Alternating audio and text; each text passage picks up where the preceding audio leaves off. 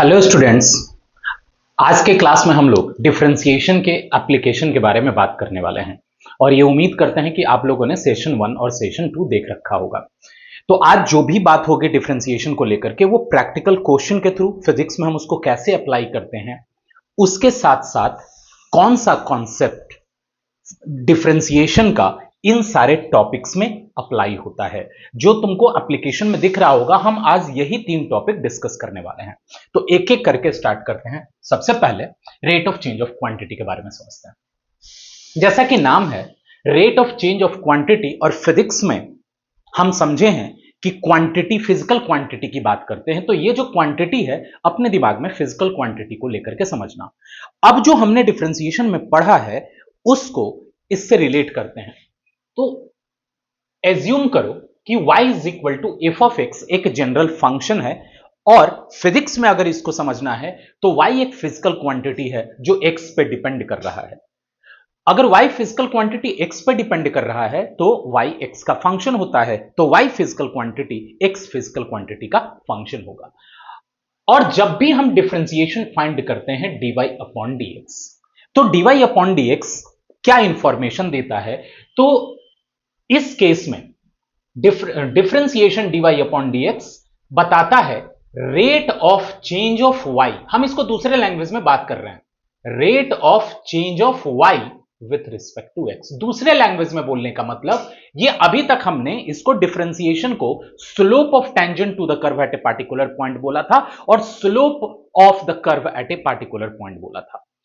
अब इसी को हम rate of change of y with respect to x की बात कर रहे हैं। क्यों?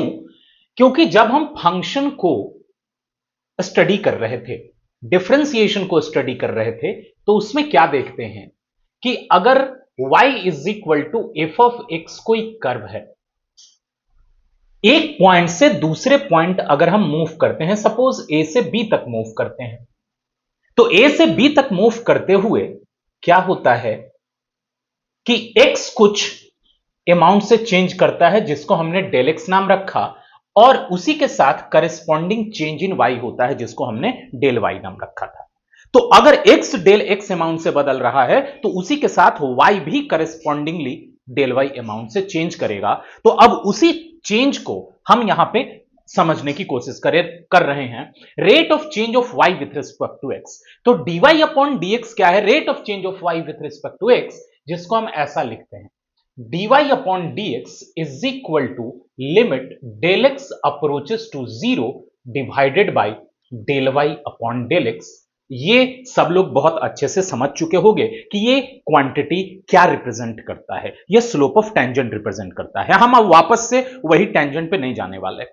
अब इसका हम लोग और इनडायरेक्टली कैसे यूज कर सकते हैं इसके बारे में हमको समझना है।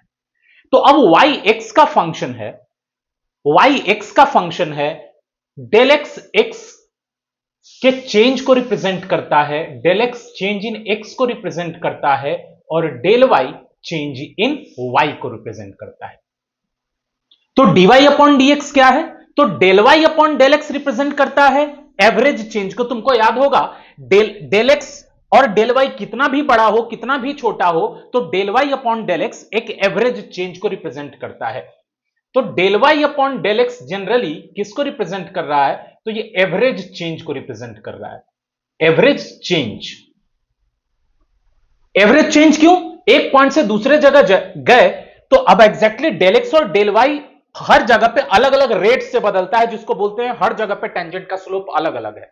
तो ऐसे केस में दो पार्टिकुलर पॉइंट के बीच का अगर हमको चेंज पता करना है तो उसके लिए चेंज इन y कितना भी बड़ा हो, सॉरी ये हमने उल्टा करा है, चेंज इन y और change in x। Change in x कितना भी बड़ा हो, चेंज इन x y कितना भी बड़ा हो कितना भी छोटा हो, उस केस में del y upon del x average change को रिप्रेजेंट करता है। लेकिन अब इसी में ये कंडीशन लगा देते हैं, तो ये कंडीशन अप्लाई करने के बाद मतलब डेल x बहुत छोटा हो गया, तो dy अपॉन dx रिप्रेजेंट करता है इंस्टेंटेनियस चेंज को, इंस्टेंटेनियस चेंज को रिप्रेजेंट कर रहा है। अब समझना, अब इंस्टेंटेनियस चेंज और एवरेज चेंज में अब दोनों को हम एक साथ लाने की कोशिश करते हैं। ध्यान देना, if change in x, if change in x is very small, अगर x में जो चेंज हो रहा है वो अगर बहुत छोटा है तो then we can write as del x is equal to dx and del y is equal to dy। In short बोले तो हम बोल सकते हैं कि dy upon dx is equal to del y upon del x। ये हम लिख सकते हैं। तुम बोलोगे कि सर यहां पे del x approaches to zero, condition तो लगा होना चाहिए। यही कंडीशन को हम यहां पे एज्यूम कर रहे हैं अपने फिजिक्स में रिक्वायरमेंट के अकॉर्डिंगली, जो अभी हम एग्जांपल से बात करेंगे कि अगर x में होने वाला चेंज बहुत छोटा हो जाए तो dy अपॉन dx को del y upon del x भी लिख सकते हैं। एक एग्जांपल के थ्रू समझना, ठीक। एक एग्जांपल में सिंपल ये है, time period of a simple pendulum is suppose 2 pi under root L by G. एक सिंपल पेंडुलम कुछ इस तरह का है, ये सिंपल पेंडुलम बोलते हैं। अब ये सिंपल पेंडुलम दो पॉइंट के बीच में ऐसे ऐसे ऑसिलेट कर रहा है, मान लो, ठीक, मूव कर रहा है। तो वन ऑसिलेशन पूरा करने में जो इसको टाइम लगता है वो कैपिटल टी है, और ये जो एल है वो लेंथ ऑफ द पेंडुलम है, ठीक। अब ये लेंथ ऑफ द पेंडुलम में पे टाइम पीरियड डिपेंड कर रहा है। टाइम पीरियड क्या होता है? Time taken by the pendulum to complete one oscillation. ये देखो वन ऑसिलेशन हो गया। यहां से अपना जर्नी अगर इधर की तरफ पहले स्टार्ट किया था तो यहां से लेकर के वापस यहां से यहां तक वन ऑसिलेशन, या तो तुम यहां से स्टार्ट करके वापस यहां से ये ऑसिलेशन, तो ये भी वन ऑसिलेशन ही हुआ। तो वन ऑसिलेशन पूरा करने में जो टाइम लग रहा है T, that is equal to 2 pi under root L by जी। ये फॉर्मूला है, ये तुमको कैलकुलेट भी करना होगा जब तुम पढ़ोगे ऑसिलेशन इन वेव चैप्टर। तो simple pendulum 2 pi is equal, simple pendulum का time period 2 pi under root L by G आया। जो जी दिख रहा है वो क्या है? Acceleration due to gravity. ये तुमको पता है, ये कांस्टेंट होता है। L length of the pendulum. हम यहां पे बात क्या करने वाले हैं समझो, rate of change of quantity से रिलेट करते हैं। T, capital T is a function of L, why only L. इसमें तो जी भी दिख रहा है, बाकी तो कांस्टेंट है। तो कांस्टेंट है जब नहीं बदल रहा, जिस पे डिपेंड कर रहा है हम उसके फंक्शन की बात करेंगे। तो कैपिटल टी लेंथ पे डिपेंड कर रहा है, तो capital T is a function of L हो जाएगा। अब यहां से capital T function of L है, तो अब हम चाहते हैं कि डेल एल, इसके लेंथ को थोड़ा सा चेंज करते हैं। तो del L is change in length of the simple pendulum. तो अगर लेंथ को थोड़ा चेंज करेंगे तो पक्का है कि अगर लेंथ पे डिपेंड कर रहा है तो टाइम पीरियड भी उसके अकॉर्डिंगली चेंज होगा। तो यहां पे del T that is corresponding change in time period, that is corresponding change in time period of the simple pendulum. अब बात यह है यहां पे कि अगर डेल एल दे दिया जाए, चेंज इन लेंथ प्रोवाइड कर दिया जाए, तो corresponding change in time period क्या होगा? यह फॉर्मूला तुमको प्रोवाइड कर दिया गया है। T is equal to 2 pi under root L by G में डेल एल प्रोवाइडेड है, लेंथ को कितने अमाउंट से बदल रहे हैं डेल एल, और डेल टी तुमको पता करना है। और यहां पे जो डेल एल है वो बहुत स्मॉल क्वांटिटी है, और ये स्मॉल क्वांटिटी है। ये तुम पता कैसे करोगे? तो इसको यूज करोगे तुम लोग एरर एनालिसिस चैप्टर में। जब यूनिट एंड मेजरमेंट में जब हम किसी फिजिकल क्वांटिटी को मीजर करते हैं, तो मीजर करते समय एग्जैक्टली कुछ ना कुछ एरर हो जाता है। सब कुछ करेक्ट करने के बाद भी बहुत सारे एरर सब कुछ ठीक करने के बाद भी आते हैं। अब उस एरर को ठीक नहीं करा जा सकता, तो उसके लिए ये डेल एल जो चेंज इन लेंथ है वो एग्जैक्टली चेंज इन लेंथ ना होकर के जब एरर पढ़ोगे तो वो एरर इन लेंथ कहा जाता है। तो जब मेजर करते समय लेंथ में जो एरर हुआ वो डेल एल का है। तो जब लेंथ मेजर करने में एरर हो गया तो टाइम पीरियड भी एरर के साथ कुछ आएगा। तो वही पता करना है कि what will be the corresponding error in time period. जिसको हमने यहां पे लिखा है corresponding change in time period, वो जब तुम फिजिक्स में इसको पढ़ोगे एग्जैक्टली इस टॉपिक के साथ, तो corresponding error in time period पता करना है डेल टी। तो कैसे पता करेंगे? तो अभी तुमको पता चल गया कि टी अगर एल का फंक्शन है, डेल एल क्या है और डेल टी क्या है, तो हम यहां से ये लिख सकते हैं, now del D Y upon D X है, तो वाई क्या है? टी, तो D T upon D L. t is a function of L, y is a function of x, तो dt upon dl is equal to del t upon del l। तो अब यहां से डेल t पता करना है, तो क्या आ जाएगा? Del t is equal to, del t पता करना है तो del t is equal to del l into dt upon dl। अब ये बताओ, ये जो डेल टी मतलब टाइम पीरियड में कितना एरर आएगा, अगर लेंथ में एरर पता है हम यहां से निकाल सकते हैं। तुम बोलोगे यहां से कैसे निकाल सकते हैं? ये डेल एल तो प्रोवाइडेड है, एरर इन लेंथ।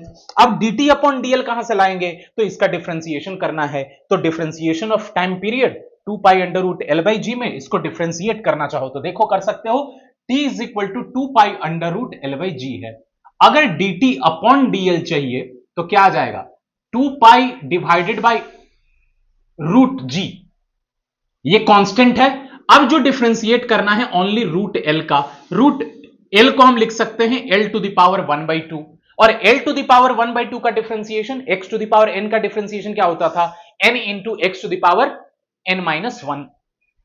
तो अब यहां से क्या आ जाएगा? 1/2 into L to the power 1/2 minus 1, तो that will be 2 pi divided by under root G into 1/2 L to the power minus 1/2, तो नीचे आ जाएगा तो रूट अंडर एल लिख लेंगे, 2 and 2 कैंसिल।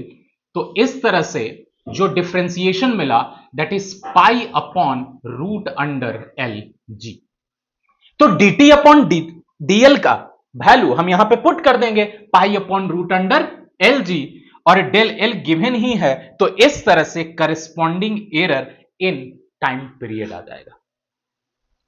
तो ये जो हम डिफरेंशिएशन का यूज कर रहे हैं, इसमें ग्राफ का इंपॉर्टेंस ज्यादा नहीं है। इसमें क्या कैलकुलेशन का इंपॉर्टेंस है कि जब भी हम dy अपॉन dx कैलकुलेट करते हैं तो उसमें एग्जैक्टली x में हो रहे चेंज को के हेल्प से y में हो रहे चेंज को कैलकुलेट कर सकते हैं, और वो खास करके तब जब x में होने वाला चेंज बहुत छोटा हो, जिसको हम यहां पे स्टडी किए हैं, और dy अपॉन dx को डेल y अपॉन dx लिख दिया गया है।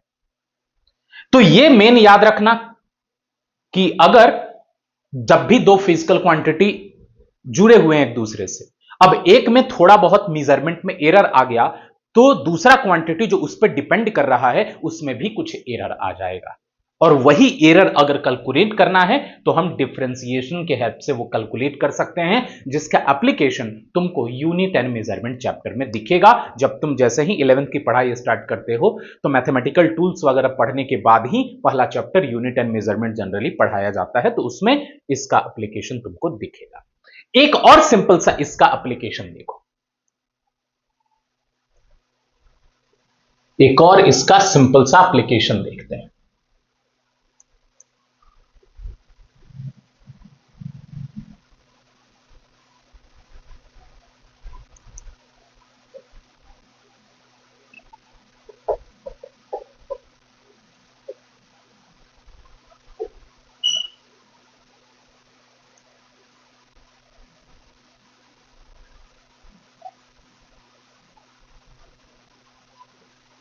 Suppose area is equal to area of a square is equal to a square।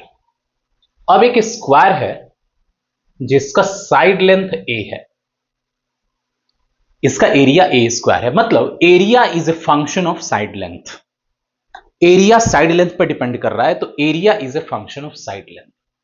जब हम मेजर कर रहे थे इस स्क्वायर का साइड, तो उसके मेजरमेंट में कुछ एरर आ गया जिसको हम डेल ए से रिप्रेजेंट कर रहे हैं। तो del A that is error in measurement of side length, जिसको तुम समझ सकते हो चेंज इन साइड लेंथ।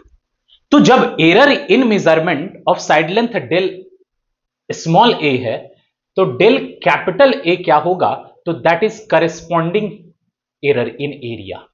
उसको भी मेजर करते समय कुछ ना कुछ एरर आएगा। जब साइड लेंथ ही एरर के साथ आया है, तो जब उसका स्क्वायर करेंगे तो उसमें भी एरर आएगा। तो अब पता करना है कि डेल ए अगर एरर इन साइड लेंथ दिया हुआ है, तो what will be the corresponding error in area.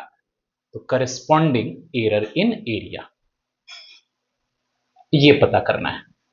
तो इसके लिए जो एरर है वो एग्जैक्टली बहुत ज्यादा होता नहीं है।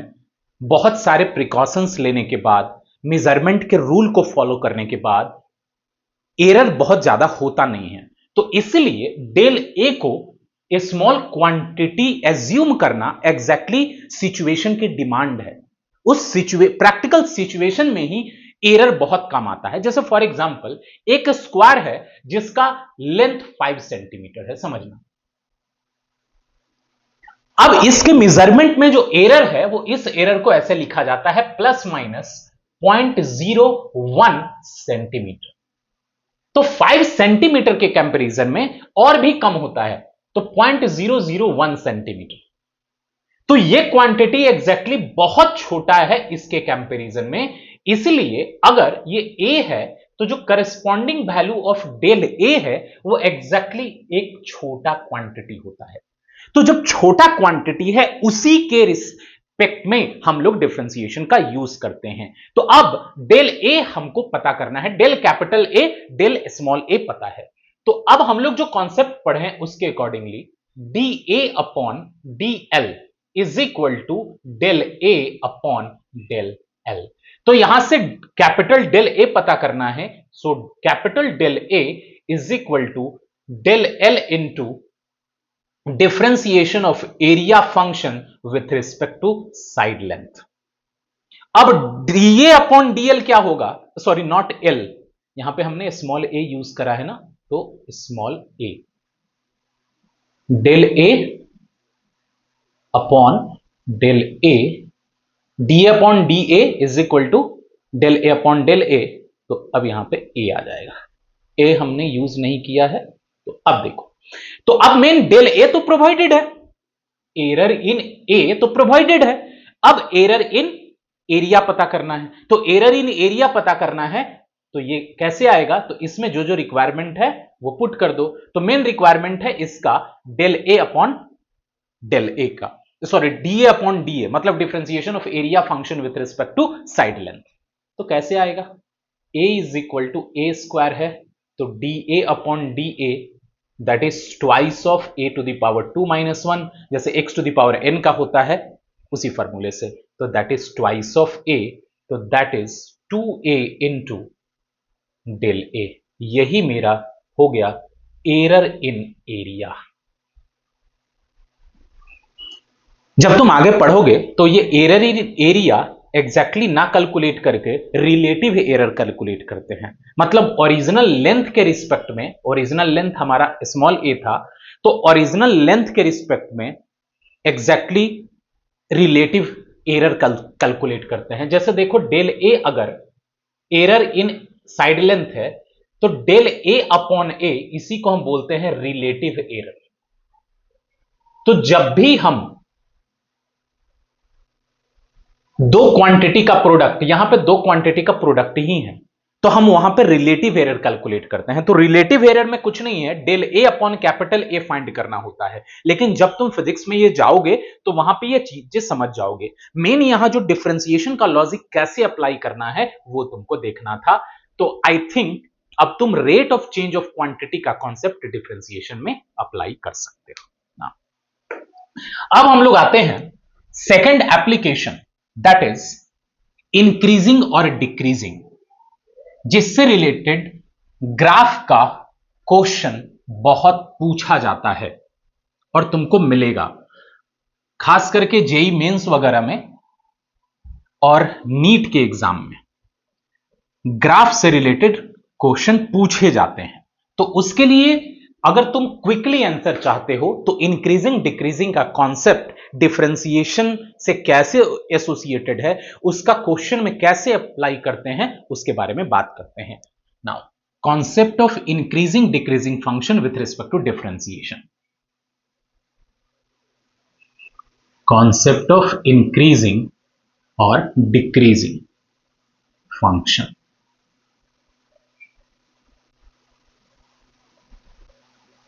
इंक्रीजिंग डिक्रीजिंग फंक्शन का कॉन्सेप्ट समझने के बाद तुम जो अगला टॉपिक बहुत इंपॉर्टेंट है मैक्सिमा मिनिमा, वो आसानी से समझ पाओगे। तो इंक्रीजिंग डिक्रीजिंग क्या है? अगेन फंक्शन के इंक्रीजिंग डिक्रीजिंग की हम बात कर रहे हैं, concept of increasing decreasing function. तो y is equal to F of x कोई फंक्शन है, समझना।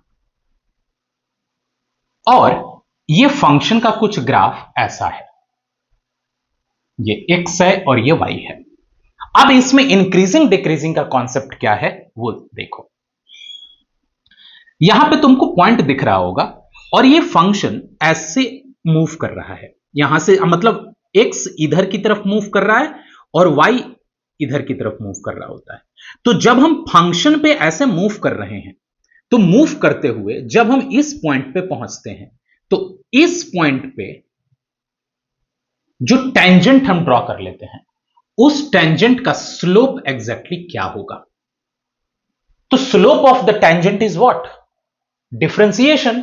लेकिन इसको दूसरे लैंग्वेज एंगल से समझते हैं। तो वो देखो, जब हम स्लोप की बात करते हैं किसी भी ग्राफ पे तो वो लाइन है, अगर तो स्लोप किसका कैलकुलेट करते हैं? ऑलवेज लाइन का। हम कर्व का भी स्लोप कैलकुलेट करते हैं उस किसी पॉइंट पे, तो एग्जैक्टली उस पॉइंट पे टेंजेंट का ही स्लोप होता है, मतलब लास्ट में हम लाइन का ही स्लोप कैलकुलेट करते हैं।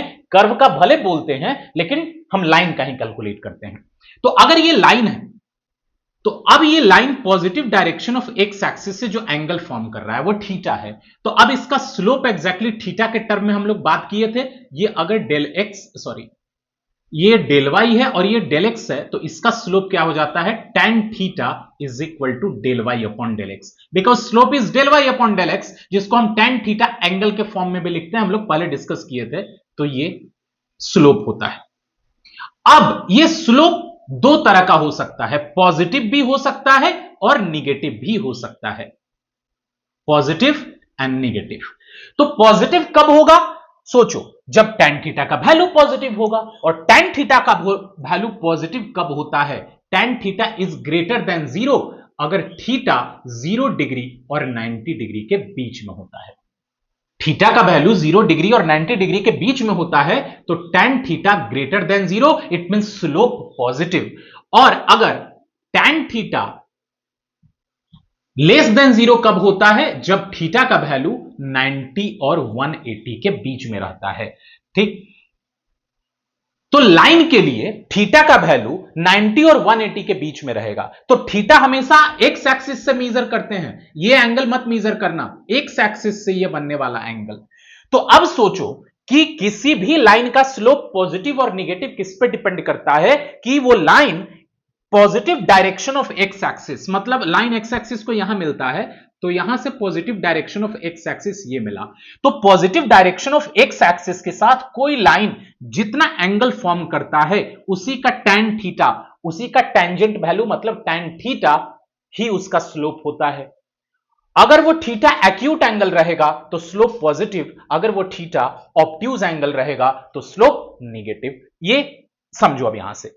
अब वो थीटा 0 रहेगा क्योंकि लाइन ऐसा है तो एग्जैक्टली एक्स एक्सिस से कोई एंगल नहीं बना रहा, इट मींस 0 डिग्री का एंगल बना रहा है और tan 0 का वैल्यू 0 होता है, इट मींस इसका स्लोप 0 हो जाएगा, इसका स्लोप 0 हो जाएगा, ये y और ये x। अब समझो, यहां से लेकर के यहां तक y x के साथ इंक्रीज कर रहा है।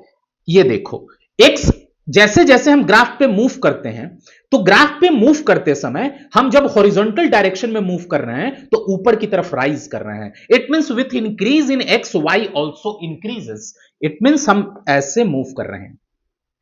तो जब भी x के साथ y भी इंक्रीज करेगा, ऐसे केसेस में ग्राफ के किसी भी पोर्शन पे अगर हम टेंजेंट ड्रॉ कर देंगे तो वो टेंजेंट जो भी एंगल बनाएगा positive direction of x axis के साथ, वो सब का सब θ1 θ2 एक्यूट एंगल होगा। ये जो भी एंगल बनाएगा इंक्रीजिंग पोर्शन यहां से इस पोर्शन तक, तो यहां से इस पोर्शन तक जो भी एंगल बनाएगा कौन, तो टेंजेंट, वो एक्यूट होगा। अगर एक्यूट है तो इन सारे टेंजेंट का स्लोप एग्जैक्टली पॉजिटिव होगा। तो स्लोप पॉजिटिव होने का मतलब, अगर ये y is equal to F of x का ग्राफ है, तो एफ डैश ऑफ एक्स मतलब differentiation, it mean slope always greater than 0 होता है। तो यहां से क्या इंफॉर्मेशन हमको लेना है कि if for any portion of the graph, if for any portion of the graph the value is increasing, which value is increasing, y is increasing with x, मतलब x बढ़ रहा है तो y भी बढ़ेगा किसी भी ग्राफ के पोर्शन में, तो उस पूरे पोर्शन में एफ डैश एक्स मतलब डिफरेंशिएशन ग्रेटर देन 0 होगा। डिफरेंशिएशन ग्रेटर देन 0 करने का मतलब क्या है कि ग्राफ के किसी भी पॉइंट पे टेंजेंट ड्रॉ करेंगे तो वो टेंजेंट का स्लोप पॉजिटिव होगा। स्लोप पॉजिटिव इट मींस सारे एंगल जो टेंजेंट के द्वारा एक्स एक्सिस के साथ बनाए जा रहे हैं वो सब का सब एक्यूट होगा। तो ये है इंक्रीजिंग फंक्शन के लिए। तो for increasing function F dash of x must be greater than 0। इसका फिजिक्स में क्या एप्लीकेशन है बात करेंगे। तो इंक्रीजिंग फंक्शन के लिए एफ डैश ऑफ एक्स का वैल्यू 0 होना चाहिए। अब आते हैं डिक्रीजिंग। अब तुम यहां से इधर की तरफ देखो, यहां से लेकर के इस पोर्शन तक ग्राफ है, तो इसी में बात करते हैं। तुम क्या देख रहे होगे कि हम इस पोर्शन में x को इंक्रीज करेंगे, इधर की तरफ x जा रहा है और इधर की तरफ y है, तो यहां से जब ग्राफ पे मूव करेंगे तो क्या देख रहे हैं, x कोऑर्डिनेट तो बढ़ता है क्योंकि इधर मूव कर रहे हैं तो x तो बढ़ रहा है, लेकिन y घट रहा है। हम x एक्सिस के क्लोज में आ रहे हैं, इसका मतलब y कोऑर्डिनेट घट रहा है। तो x के बढ़ने के साथ y घटता है, एक क्वांटिटी बढ़ने के साथ दूसरा घटता है, तो यहां पे डिक्रीजिंग कॉन्सेप्ट यूज होगा। डिक्रीजिंग, तो ग्राफ के जिस पोर्शन में फंक्शन डिक्रीजिंग है उसके किसी भी पॉइंट पे तुम टेंजेंट ड्रॉ कर लो, वो सारा का सारा tangent positive direction of x axis के साथ जो एंगल बनाएगा वो θ3 θ4 रख लो, तो वो θ3 θ4 सबका सब ऑब्ट्यूज एंगल होगा। और अगर ये ऑब्ट्यूज एंगल है, इसका मतलब क्या है कि tan theta negative, it means slope negative. तो ग्राफ के जिस पोर्शन में फंक्शन डिक्रीज कर रहा है उस पोर्शन में एफ डैश एक्स का वैल्यू निगेटिव होता है। It means for decreasing portion F dash x is less than 0। तो यहां से हमको क्या रखना है कि y is equal to F of x में दो पॉसिबिलिटी हो सकती है, तीन पॉसिबिलिटी मान लो कि अगर एफ ऑफ एक्स कांस्टेंट है, अगर एफ ऑफ एक्स कांस्टेंट है तो कांस्टेंट कब होता है, जब एफ डैश एक्स 0 होगा। कांस्टेंट का मतलब क्या, एक्स बढ़ रहा है तो y बढ़ ही नहीं रहा, तो ग्राफ का कभी कभी ऐसा भी पोर्शन हो सकता है ऐसे। तो इस केस में ये क्या है, एफ ऑफ एक्स कांस्टेंट है, एक्स बढ़ने के साथ y चेंज ही नहीं हो रहा, तो ऐसे केसेस में इस पूरे पोर्शन में एफ डैश एक्स का वैल्यू 0 हो जाएगा। तो हम वही बात कर रहे हैं कि तीन सिचुएशन क्रिएट हो सकता है कि अगर एफ ऑफ एक्स कांस्टेंट है, एक क्वांटिटी के बदलने से दूसरा बदल ही नहीं रहा, तो एक क्वांटिटी के बदलने से दूसरा नहीं बदल रहा, ऐसे केस में क्या होगा, वो एफ ऑफ एक्स कांस्टेंट मतलब एफ डैश ऑफ एक्स 0 होगा। एफ डैश ऑफ एक्स 0 मतलब टेंजेंट एग्जैक्टली एक्स एक्सिस के पैरेलल। अब एफ ऑफ एक्स डिक्रीजिंग है, अगर एफ ऑफ एक्स डिक्रीजिंग है मतलब एक्स बढ़ रहा है तो y डिक्रीज कर रहा है, ऐसे केस में एफ डैश ऑफ एक्स का वैल्यू लेस देन 0 होगा। और अगर एफ ऑफ एक्स फंक्शन में एक्स बढ़ रहा है तो y भी बढ़ रहा है, राइज कर रहा है, ऐसे केस में ये एफ ऑफ एक्स कांस्टेंट, इसमें डिक्रीजिंग, यहां आ जाओ इंक्रीजिंग, इंक्रीजिंग है, ऐसे केस में एफ डैश एक्स का वैल्यू ग्रेटर देन 0 होगा। तो तुम समझ सकते हो कि फंक्शन इंक्रीज कर रहा है, तो जिस पोर्शन में इंक्रीज कर रहा है, एक्स के जिन जिन वैल्यू के लिए y बढ़ते चला जा रहा है, उस पूरे पोर्शन में स्लोप पॉजिटिव मतलब एफ डैश एक्स डिफरेंशिएशन का वैल्यू ग्रेटर देन 0। और जब कभी भी एक क्वांटिटी के बदलने से दूसरा कांस्टेंट हो जाता है तो ग्राफ का पोर्शन कुछ उस पोर्शन में ग्राफ का पोर्शन एग्जैक्टली फ्लैट दिखेगा, और जब फ्लैट दिखेगा तो उसके किसी भी पॉइंट पे टेंजेंट ड्रॉ करेंगे तो वो एक्स एक्सिस के पैरेलल, और एक्स एक्सिस के पैरेलल मतलब वो एक्स एक्सिस से 0 डिग्री का एंगल फॉर्म कर रहा है, उसका स्लोप 0 होगा।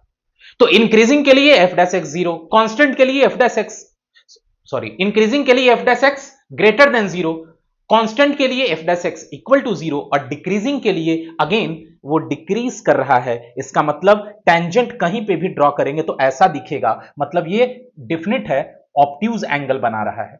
तो अगर ध्यान रखना ऐसे से लेकर के यहां तक, यहां से लेकर के ऐसा टेंजेंट दिखेगा तो स्लोप पॉजिटिव, ठीक। फिर अगर ऐसा दिखेगा तो स्लोप 0, और अगर ऐसा दिखेगा इस तरह से, अगर ऐसा दिखेगा यहां से तो वो क्या हो जाएगा, स्लोप नेगेटिव। तो सीधा यहां से लेकर के यहां तक स्लोप पॉजिटिव, फिर फ्लैट है तो स्लोप 0, और फिर ऐसा हो जाए तो एग्जैक्टली स्लोप नेगेटिव। तो पॉजिटिव स्लोप, नेगेटिव स्लोप और 0 स्लोप का मीनिंग क्या है। अब इसका फिजिक्स में क्या इंपॉर्टेंस है अलग अलग जगहों पे वो देखो। इंक्रीजिंग डिक्रीजिंग फंक्शन का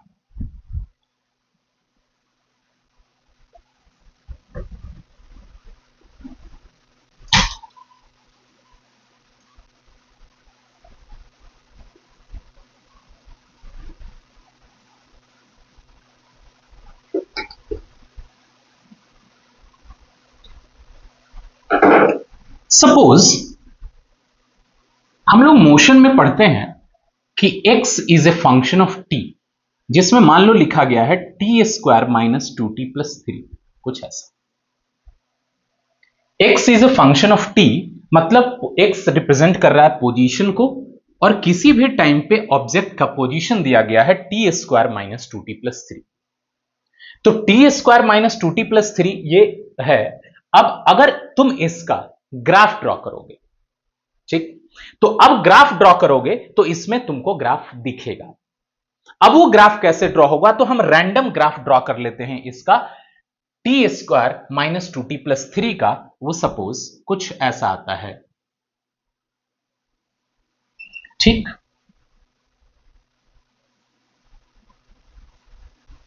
अब ये ग्राफ इसका मिला।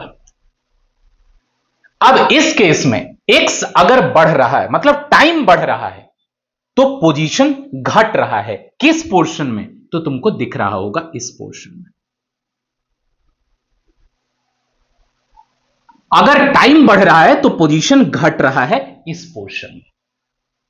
तो जब कभी भी किसी भी पोर्शन के लिए एक्स एक्सिस के अकॉर्डिंगली मूव करने पे वाई कोऑर्डिनेट घटने लगे, इसका मतलब वो डिक्रीजिंग।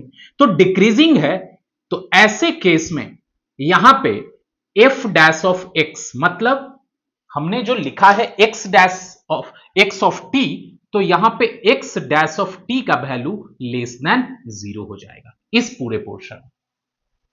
इस पूरे पोर्शन में एक्स डैश ऑफ टी का वैल्यू लेस देन 0 होगा।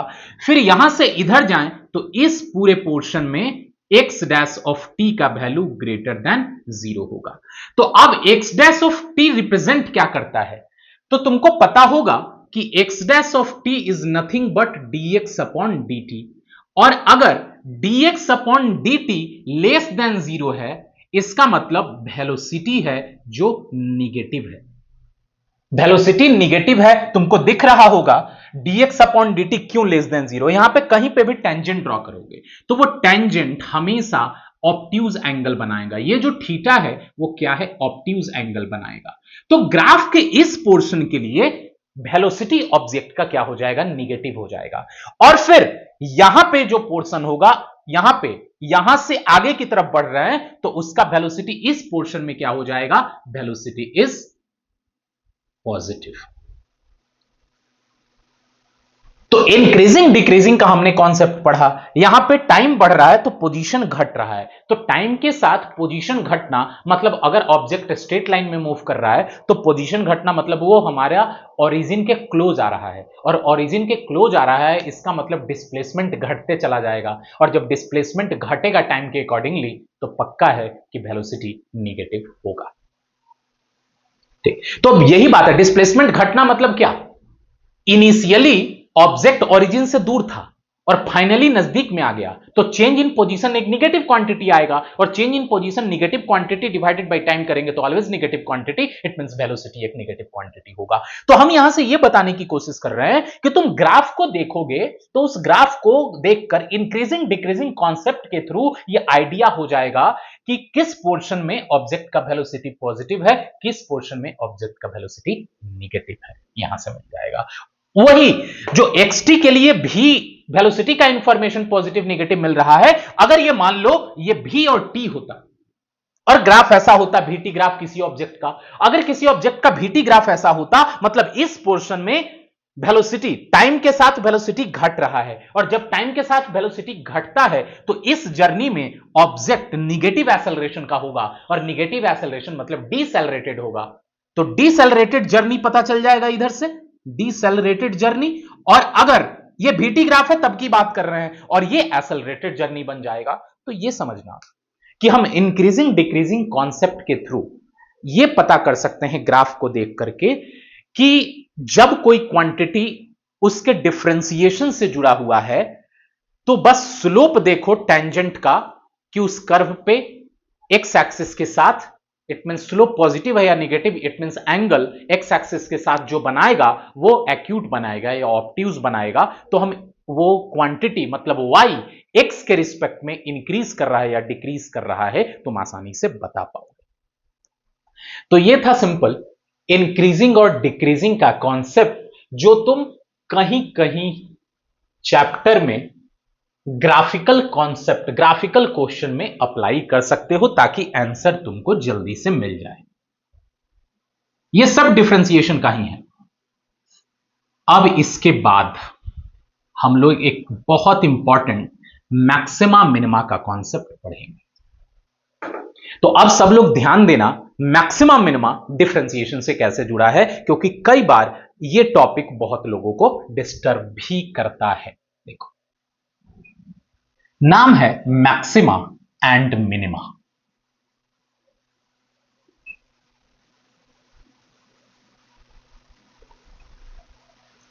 ग्राफ से पहले समझते हैं, फिर टॉपिक के बारे में बात करेंगे कि टॉपिक मैक्सिमा मिनिमा क्यों कहा जाता है। हमारे पास एक ग्राफ है, ये ध्यान से समझना। इस ग्राफ में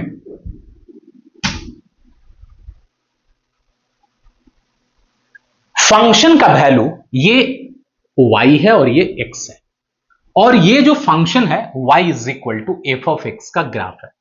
एफ ऑफ एक्स फंक्शन है और ये उसी का ग्राफ है। जब तुम इस ग्राफ को देखोगे, तुमसे पूछें कि y का वैल्यू मैक्सिमम कहां पे है, तुम बोलोगे सर y का मैक्सिमम वैल्यू तो यहां पे जो पिक पॉइंट दिख रहा है इससे ऊंचा तो और कहीं कोई ग्राफ है नहीं, तो जो मैक्सिमम वैल्यू है वो यहां पे है। तो इस पार्टिकुलर पॉइंट पे फंक्शन का वैल्यू मैक्सिमम है। फंक्शन का वैल्यू मतलब y का वैल्यू मैक्सिमम है। अब इस पार्टिकुलर पॉइंट पे फंक्शन का वैल्यू मिनिमम है, इससे नीचे और कहीं कोई पोर्शन नहीं है। पूरा समझना। तो जब भी किसी फंक्शन का वैल्यू एक पार्टिकुलर पॉइंट पे मैक्सिमम होता है, पार्टिकुलर पॉइंट मतलब कहीं ना कहीं एक पार्टिकुलर पॉइंट यहां पे है, ये x2 मान लो और ये एक पॉइंट x1 है। तो जब भी किसी फंक्शन का वैल्यू एक पार्टिकुलर पॉइंट पे मैक्सिमम या मिनिमम होता है, उस पार्टिकुलर पॉइंट पे पक्का है कि अगर कर्व पे टेंजेंट ड्रॉ करेंगे तो वो टेंजेंट एक्स एक्सिस के पैरेलल आएगा। तो जब टेंजेंट एक्स एक्सिस के पैरेलल होगा तो उस पार्टिकुलर पॉइंट पे differentiation f dash of x1 definitely equal to 0 होगा। कोई भी फंक्शन एक पार्टिकुलर पॉइंट पे अपना वैल्यू मैक्सिमम अटेन करता है या मिनिमम अटेन करता है, उस पार्टिकुलर पॉइंट पे टेंजेंट ड्रॉ करेंगे, तो टेंजेंट ड्रॉ करने के बाद वो हमेशा उसका स्लोप 0 होगा, मतलब वो एक्स एक्सिस के पैरेलल आएगा। यहां पे भी वही बात। कई बार जो हम अभी स्टेटमेंट बोल रहे हैं, मैथमेटिक्स के स्टूडेंट इसको अगर डीपली समझेंगे तो बोलेंगे ये गलत है, लेकिन हम फिजिक्स पॉइंट ऑफ व्यू से थोड़ा सा उसको मैनिपुलेट कर रहे हैं स्टेटमेंट को, तो ध्यान रखना। ये local maxima, local minima, absolute maxima, absolute minima, ये कॉन्सेप्ट मैथमेटिक्स में होता है। हम उसको छोटा करके फिजिक्स पॉइंट ऑफ व्यू से जो तुमको एप्लीकेशन समझना है, हम उस पे कंसंट्रेट कर रहे हैं। तो मिसजज नहीं करना है, चीजों को समझो। कभी भी कोई भी फंक्शन का वैल्यू मैक्सिमम या मिनिमम किसी पॉइंट पे होगा, तो ऐसे केस में वो पॉइंट से पीछे या वो पॉइंट से आगे फंक्शन का वैल्यू उस पॉइंट के कंपैरिजन में छोटा रहेगा। कहने का मतलब इस पर्टिकुलर पॉइंट पे फंक्शन का वैल्यू सबसे ज्यादा है, उससे कम और उससे ज्यादा, मतलब x का वैल्यू अगर इनमें से किसी का ले लें, x1 से छोटा और x1 से ज्यादा, तो x1 से छोटा वैल्यू पे फंक्शन का वैल्यू कम है और x1 से ज्यादा वैल्यू पे फंक्शन का वैल्यू भी कम है। मतलब x1 पॉइंट पे फंक्शन का वैल्यू अपने नेबरहुड वाले पॉइंट के कंपैरिजन में तो पक्का है कि ज्यादा होगा। ठीक उसी तरह x2 पे अगर किसी भी पॉइंट का वैल्यू मिनिमम है, इसका मतलब x2 के नेबरहुड में ये सारे पॉइंट हैं लेफ्ट में और ये सारे पॉइंट हैं राइट में, इन सब का वैल्यू इस x2 के कंपैरिजन में ज्यादा है, इसीलिए तो x2 पॉइंट पे फंक्शन का वैल्यू मिनिमम बोला गया। तो अपने आसपास के कंपैरिजन में x2 पे फंक्शन का वैल्यू कम है और ये ज्यादा है। तो जिस भी पॉइंट पे फंक्शन मैक्सिमम या मिनिमम होता है, उस पार्टिकुलर पॉइंट पे टेंजेंट हमेशा x एक्सिस के पैरेलल होता है। ये ध्यान रखना, f डैश ऑफ x हमेशा 0 होगा उस पार्टिकुलर पॉइंट पे। तो ऐसे दो पॉइंट, एक मैक्सिमम वाला हमने लिया तो f डैश ऑफ x 0, यहां पे f dash of x 0, x1 है तो x1, x2 है तो x2। तो मैक्सिमम और मिनिमम पॉइंट पे फंक्शन जहां भी अटेंड करेगा वहां पे टेंजेंट x एक्सिस के पैरेलल। अब आगे बढ़ते हैं। अब दोनों पे 0 है तो हमको कैसे पता चलेगा कि कौन पॉइंट पे फंक्शन मैक्सिमम अटेंड कर रहा है और कौन पॉइंट पे फंक्शन मिनिमम अटेंड कर रहा है। अब इसको आगे समझो। मान लो यहां से इधर की तरफ हम बढ़ते हैं, मतलब जिस पॉइंट पे फंक्शन मैक्सिमम अटेंड करता है, तो उस पॉइंट के लेफ्ट में ग्राफ पे पहुंचो, तो उस पॉइंट से लेफ्ट में ग्राफ का ये पोर्शन है। अब अगर हम इस पोर्शन पे कहीं पे भी टेंजेंट ड्रॉ करेंगे, इस पोर्शन में कहीं पे भी टेंजेंट ड्रॉ करेंगे, तो वो टेंजेंट का स्लोप पक्का है कि पॉजिटिव आएगा। क्यों? क्योंकि जो भी टेंजेंट होगा इस पॉइंट के लेफ्ट में ग्राफ पे, वो एक्यूट एंगल बनाएगा, और एक्यूट एंगल बनाएगा तो f डैश ऑफ x का वैल्यू ग्रेटर देन 0 होगा, पॉजिटिव।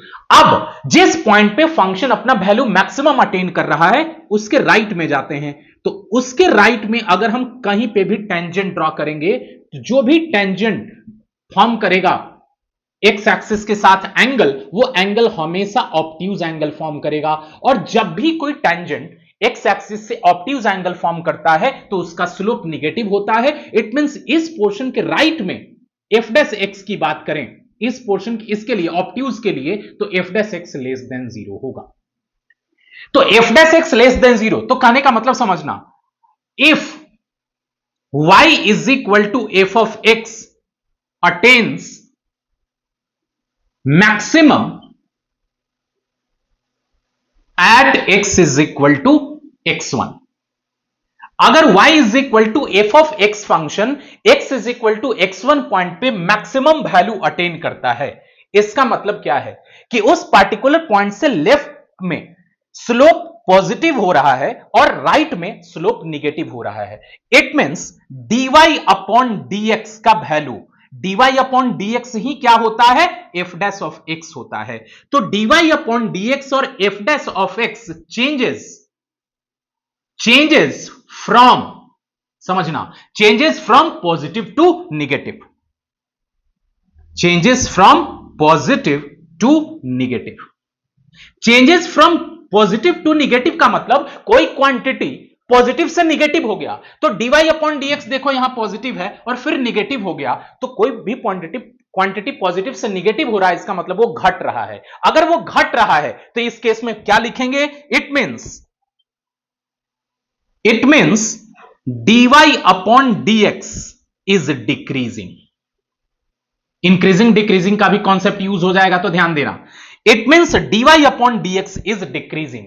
तो dy अपॉन dx भी क्या कर रहा है, डिक्रीज कर रहा है। तो अगर कोई quantity dy upon dx decrease कर रहा है, अच्छे से समझो, तो देन उसका भी डेरिवेटिव मतलब dy अपॉन dx का भी डिफरेंशिएशन लेस देन 0 होगा। अब ये कौन सा कॉन्सेप्ट है, ये ध्यान से समझने वाली बात है। हमने अभी क्या कहा था इंक्रीजिंग डिक्रीजिंग में कि y is equal to F of x कोई फंक्शन है, x अगर इंक्रीज कर रहा है y के साथ तो ऐसे केस में F dash x greater than 0 होता है। अगर x के इंक्रीज के साथ y डिक्रीज कर रहा है तो f dash x less than 0 होता है। यह दो केस आया था। अब समझना, अब हमारे पास जो क्वांटिटी है एक dy अपॉन dx है। dy अपॉन dx इस ग्राफ के इस पोर्शन से इस पोर्शन में जाते समय क्या हो रहा है, तो यहां से जैसे जैसे जैसे जैसे हम राइट में मूव कर रहे हैं तो लेफ्ट से राइट में मूव करते समय dy अपॉन dx का वैल्यू पॉजिटिव से निगेटिव हो गया। तो पॉजिटिव से निगेटिव हो गया, इसका मतलब क्या हो रहा है, वो बड़े से छोटा होता जा रहा है। और जब बड़े से छोटा होता है मतलब एक क्वांटिटी के बढ़ने से दूसरा घट जाता है, तो f dash of x less than 0, इसका मतलब अब F dash of dy upon dx का वैल्यू लेस देन 0 होगा, क्योंकि dy अपॉन dx घट रहा है। x के बढ़ने से y घट जा रहा था, या अब यहां पे x के बढ़ने से dy अपॉन dx घट जा रहा है। तो dy अपॉन dx घट जा रहा है, तो it means rate of change of dy upon dx is less than 0। इसी को बोलते हैं हम double derivative D square y upon dx square is less than 0।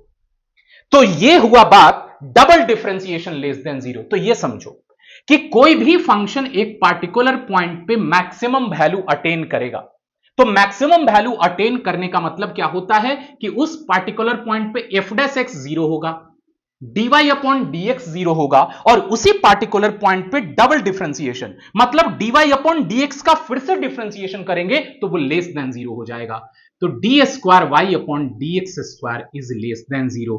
ये बहुत इंपॉर्टेंट रिजल्ट है कि कोई भी फंक्शन एक पार्टिकुलर पॉइंट पे मैक्सिमम या मिनिमम अटेन करता है तो उन दोनों पॉइंट पे टेंजेंट का स्लोप तो 0 होगा एग्जैक्टली, लेकिन अगर एक पार्टिकुलर पॉइंट पे मैक्सिमम वैल्यू अटेन करना चाहता है तो उसके लिए उस पार्टिकुलर पॉइंट पे डबल डिफरेंशिएशन लेस देन 0 होगा। अब ठीक इसी का उल्टा इस पॉइंट ऑफ मिनिमा पे समझो, अगर ये फंक्शन इस पार्टिकुलर पॉइंट पे मिनिमम वैल्यू अटेन कर रहा है तो मिनिमम वैल्यू अटेन करने का मतलब यहां से अगर हम टेंजेंट ड्रॉ करते हैं इस पॉइंट के लेफ्ट में देखो, तो जब लेफ्ट में देखेंगे यहां पे टेंजेंट ड्रॉ करेंगे तो ये एंगल ऑब्ट्यूज दिख रहा है। अगर ये ऑब्ट्यूज है इसका मतलब इस पूरे पोर्शन में एफ डैश एक्स का वैल्यू लेस देन 0 है। फिर अगर इस मिनिमम वाले पॉइंट के राइट में जाते हैं ग्राफ पे, टेंजेंट ड्रॉ करेंगे तो अगेन एक्यूट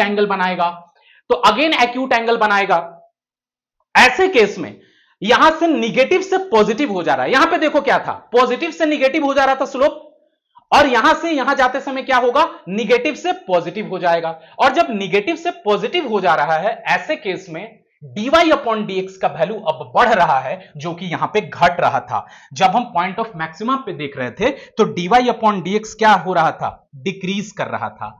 अब यहां पे क्या हो रहा है, dy अपॉन dx इंक्रीज कर रहा है। तो at this point dy upon dx equal to 0 के साथ साथ जो dy अपॉन dx का डिफरेंशिएशन होगा, dy अपॉन dx का डिफरेंशिएशन होगा वो एग्जैक्टली ग्रेटर देन 0 हो जाएगा, जिसको हम बोलते हैं D square y upon dx square is greater than 0।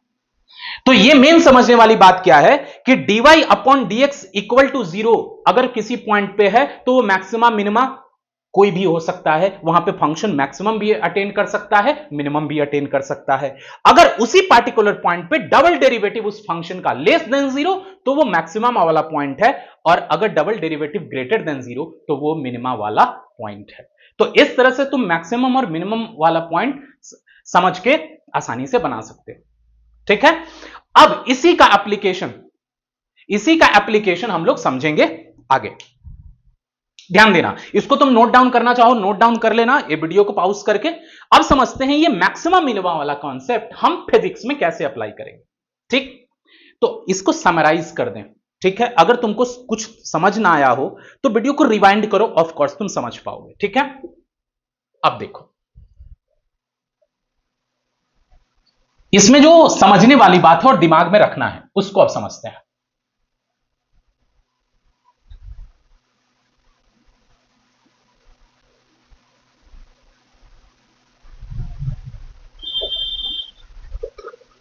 ये मैक्सिमम मिनिमा का कॉन्सेप्ट समझ गए, आसानी से तुम अप्लाई कर सकते हो अलग अलग जगहों पे।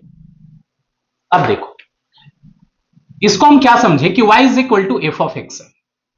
अब ये जानना है कि y is equal to F of x में at which value of x, at which value of x y is maximum और sorry and y is minimum.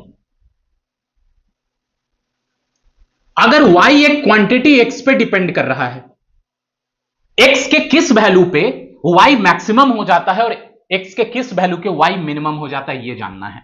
तो इसके लिए सिंपल क्या, dy अपॉन dx पता कर लो।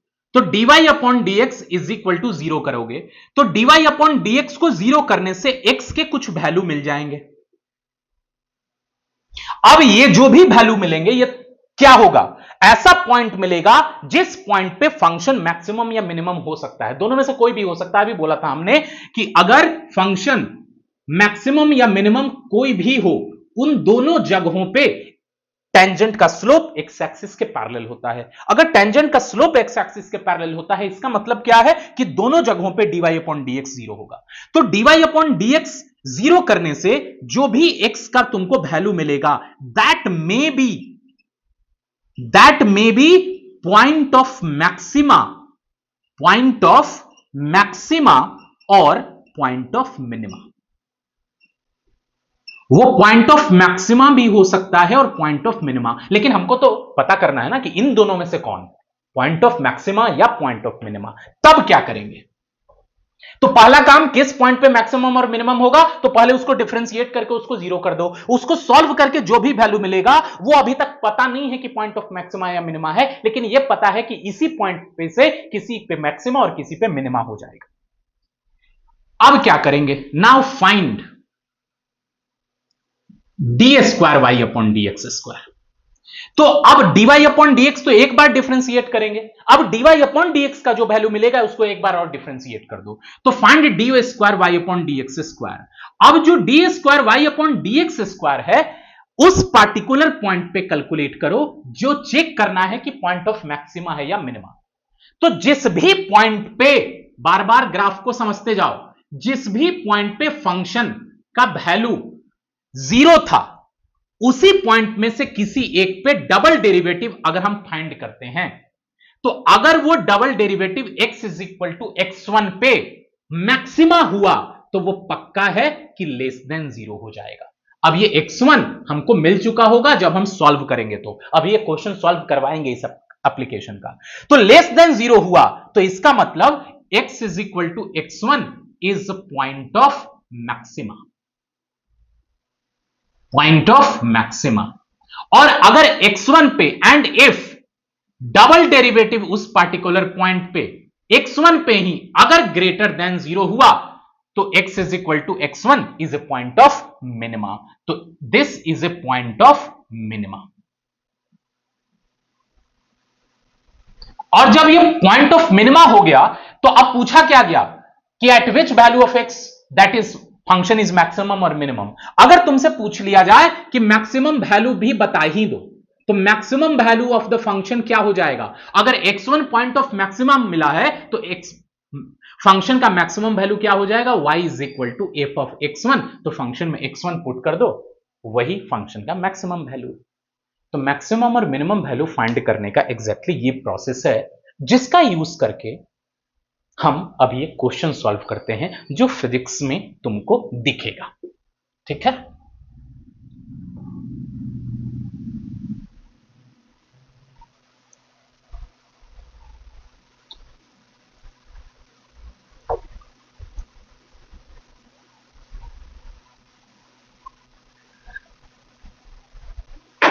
एक सिंपल सा क्वेश्चन लेते हैं। ठीक है, अब वो क्वेश्चन ये है,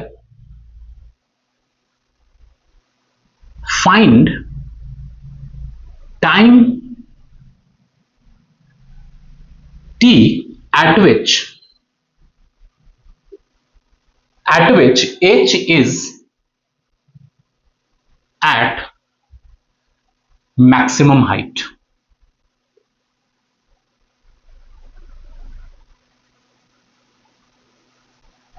That is h is equal to ut minus half gt square, जिस इक्वेशन से तुम लोग फैमिलियर हो। समझना, find time t at which h is at maximum height. वो टाइम बताओ जिस टाइम पे h मैक्सिमम हो जाएगा। What is the time at which h is maximum. और ये इक्वेशन तुमको दिख रहा होगा कि ये मान लो अर्थ सरफेस है, यहां से हमने एक ऑब्जेक्ट को ऊपर की तरफ थ्रो कर दिया, तो ऊपर की तरफ थ्रो करने पे वो किस हाइट को अटेंड करेगा एक पार्टिकुलर टाइम t पे, तो उसी के लिए फॉर्मूला है। When an object is thrown in upward direction then definitely magnitude of velocity decreases, then you have to use acceleration is equal to minus g. जो हम ut plus half at square करते हैं, तो वो plus at square में a का value minus g use करेंगे, because object is thrown in upward direction, then magnitude of the velocity is decreasing. तो अब ये फॉर्मूला ये बता रहा है कि t टाइम पे ऑब्जेक्ट जो भी हाइट अटेंड करेगा उस हाइट का t के साथ क्या डिपेंडेंसी है, तो h is equal to ut minus half gt square. और ये कहां से आता है, ये तुम लोग 9th में भी प्रूफ पढ़ ही लिए होंगे। अब क्वेश्चन क्या कहता है कि एक ऐसा टाइम आएगा कि ऑब्जेक्ट अपने मैक्सिमम हाइट पे पहुंच जाएगा। मैक्सिमम हाइट पे नीचे से थ्रो कर देते हो तो धीरे धीरे घटते घटते घटते वेलोसिटी जाकर के एकदम वेलोसिटी जीरो हो जाता है, फिर वहां पे से वापस नीचे आने लगता है। तो वो टाइम पता करना है जिस टाइम पे ऑब्जेक्ट अपना मैक्सिमम हाइट पे पहुंच जाएगा। तो अब कैसे फाइंड करेंगे, तो इसको अभी जो हमने पढ़ा था वहां से रिलेट करते हैं। देखो y is equal to F of x था, तो अब यहां पे जो मेरे पास है h is a function of t, बाकी सब कांस्टेंट है। तो x का वैल्यू जिस पे y मैक्सिमम होगा ये पता करना है, तो हम क्या करेंगे, dy अपॉन dx पता करेंगे, उसको जीरो करेंगे। तो now find dh upon dt, जैसे dy अपॉन dx तो यहां dh अपॉन dt। तो dh अपॉन dt क्या होगा, u कांस्टेंट है तो u और t का डिफरेंशिएशन t के रिस्पेक्ट में 1 माइनस हाफ g कांस्टेंट है और t स्क्वायर का डिफरेंशिएशन t के रिस्पेक्ट में 2t, तो ये लिख लिया गया। अब ये कैंसिल, तो that is u minus gt। अब क्या बोलते हैं कि consider dh upon dt is equal to 0, क्योंकि dy अपॉन dx कहां कहां जीरो है, टेंजेंट का स्लोप कहां कहां जीरो है, वो बताएगा कि पॉइंट ऑफ मैक्सिमम और मिनिमम कहां कहां हो सकता है। कौन सा होगा उसके लिए डबल डिफरेंशिएशन करना है। तो पहले ये पता करो कौन कौन सा पॉइंट हो सकता है। तो consider dh upon dt is equal to 0, तो this implies that u minus gt is equal to 0, it means t is equal to u divided by g। तो t is equal to u divided by g मिला। तो ये अभी पता नहीं है कि इस टाइम पे ऑब्जेक्ट मैक्सिमम होगा कि मिनिमम, लेकिन ये पता है कि ऑब्जेक्ट का हाइट इस पॉइंट पे या तो मैक्सिमम हो जाएगा या मिनिमम हो जाएगा, लेकिन अभी ये पता नहीं है। तो दैट में बी मैक्सिमा और मिनिमा, ये या तो पॉइंट ऑफ मैक्सिमा हो सकता है या पॉइंट ऑफ मिनिमा हो सकता है। अब आगे पता करने के लिए कि पॉइंट ऑफ मैक्सिमा है या मिनिमा, तो अब जो dh अपॉन dt है, we have dh upon dt is equal to, तो dh अपॉन dt क्या आया है, u माइनस gt। अब इसको डबल डिफरेंशिएट करो, तो डबल डिफरेंशिएट मतलब dh अपॉन dt को फिर से डिफरेंशिएट कर देना है। तो u constant minus g constant और t का डिफरेंशिएशन t के रिस्पेक्ट में माइनस जी, इसका मतलब double differentiation d square h upon dy double differentiation, हाँ, तो d square h upon d t square is equal to minus g. तो ये जो तुमको दिख रहा होगा माइनस जी, ये g का वैल्यू तो ऐसे ही 9.8 होता है, फिक्स है वो, अर्थ पे हम लोग स्टडी कर रहे हैं इसकी। तो 9.8 वो फिक्स है अगर, तो d square h upon d t square हमेशा के लिए लेस देन जीरो आ गया। मतलब through out the journey object को अगर हम ऊपर की तरफ उछाल देंगे तो थ्रू आउट द जर्नी उसमें जो एक्सेलरेशन लग रहा है वो माइनस जी ही लग रहा है। थ्रू आउट द जर्नी उसमें एक्सेलरेशन कितना लग रहा है? माइनस जी। कई लोग इसको जब पढ़ते हो तो बोलोगे कि sir through out the journey कैसे है? नीचे से ऊपर थ्रो कर दिए तब माइनस जी, फिर ऊपर से नीचे आ गया तब प्लस जी हो जाना चाहिए। ये बिल्कुल गलत है और इसका तुम डिटेलिंग फिजिक्स पढ़ते हुए आई थिंक कर लोगे कि क्यों नीचे से भी ऊपर माइनस जी और ऊपर से भी नीचे माइनस जी। ठीक है, ये बहुत इंपॉर्टेंट कॉन्सेप्ट है जो तुम फिजिक्स में पढ़ोगे, ये तुम लोग के लिए छोड़ते हैं। चलो, तो यहां पे d h square upon d t square minus g आया। तो हम क्या बोले थे कि पता करना है इनमें से कि कौन सा पॉइंट ऑफ मैक्सिमा या मिनिमा है। तो टी इसमें पुट करने के लिए तो जगह ही नहीं है। कई बार होता है कि डबल डेरिवेटिव किसी का फंक्शन का करते हो तो उसमें टी का वैल्यू बच जाता है। अब ये टी इसमें खत्म हो गया, तो खत्म हो गया तो ये टी का वैल्यू पुट करने के लिए जगह ही नहीं है। इसका मतलब पूरे जर्नी में टी का वैल्यू कुछ भी हो हमारे पास, t is equal to u by g, तो इसमें तो t नहीं है। इसका मतलब ये भी एक कांस्टेंट फंक्शन है। तो डबल डेरिवेटिव इस फंक्शन का जो तुमको मिला h is equal to f t का, वो एक कांस्टेंट फंक्शन है। माइनस जी है, वो लेस देन जीरो है। तो अगर किसी फंक्शन का डबल डेरिवेटिव हमेशा के लिए नेगेटिव हो गया तो यहां पे डबल डेरिवेटिव क्या रिप्रेजेंट कर रहा है कि वो पॉइंट मैक्सिमा है या मिनिमा। तो t is equal to u by g हमको वैल्यू मिला, ये कंफर्म हो गया कि ये पॉइंट ऑफ मैक्सिमा ही है, क्योंकि डबल डेरिवेटिव जिस पॉइंट पे लेस देन जीरो होता है वो पॉइंट ऑफ मैक्सिमा होता है। तो इस तरह से हमको वो टाइम मिल गया जिस टाइम पे फंक्शन अपना मतलब हाइट ऑब्जेक्ट का मैक्सिमम हो जाएगा। It means height of object is maximum at t is equal to u by जी, ये आंसर है। अब कोई तुमसे पूछे कि t is equal to u by g पे हाइट मैक्सिमम है, तो यह बता दो कि मैक्सिमम हाइट वो कितना ऊंचा जाएगा, किस टाइम पे जाएगा? तो u बाई जी पे जाएगा। मतलब u तुमने कितना रखा ये अगर पता है तो कितना हाइट तक, कितने टाइम में ऊपर मैक्सिमम हाइट तक पहुंचेगा, u बाई जी डायरेक्टली कर दो, आ जाएगा। कितना आसान, एक फार्मूला भी मिल गया हमको कि अगर किसी भी ऑब्जेक्ट को नीचे से ऊपर थ्रो कर देते हो तो थ्रो करने के बाद किस टाइम, कितने टाइम के बाद वो अपने मैक्सिमम हाइट तक पहुंच चुका होगा, तो u बाई जी जो इनिशियल वेलोसिटी दी है उसको g से डिवाइड कर दो, वही टाइम मिल जाएगा। अब देखो, अब मैक्सिमम हाइट कितना होगा, तो इस फॉर्मूले में t के बदले u बाई जी डाल दो। h मैक्स कितना, u इंटू टी का वैल्यू u बाई जी, तो u by g minus half of g t square, तो हाफ ऑफ जी, टी का value again u by g, तो u square by g square हो जाएगा T square का value. अब यहां से एक जी कैंसिल हो जाएगा, तो u square by g minus half u square by g, यहां से देख लो u square by g minus half u square by g, तो that is half u square by g. तो अगर किसी भी ऑब्जेक्ट को ऊपर की तरफ थ्रो करते हो तो वो ऑब्जेक्ट टी टाइम पे क्या हाइट अटेन करता है, ये फॉर्मूला है। अब वो मैक्सिमम कब होगा, तो h maximum is at t is equal to u by g, और वो मैक्सिमम होगा क्या, तो h max is equal to half u square by g. तो तुम देख रहे होगे कि एक क्वांटिटी दूसरे पे डिपेंड करता है, तो जिस पे डिपेंड कर रहा है उसके किस वैल्यू पे पहला वाला क्वांटिटी अपना मैक्सिमम वैल्यू अटेंड करेगा, उसके लिए मैक्सिमा मिनिमा का कॉन्सेप्ट यूज कर सकते हो।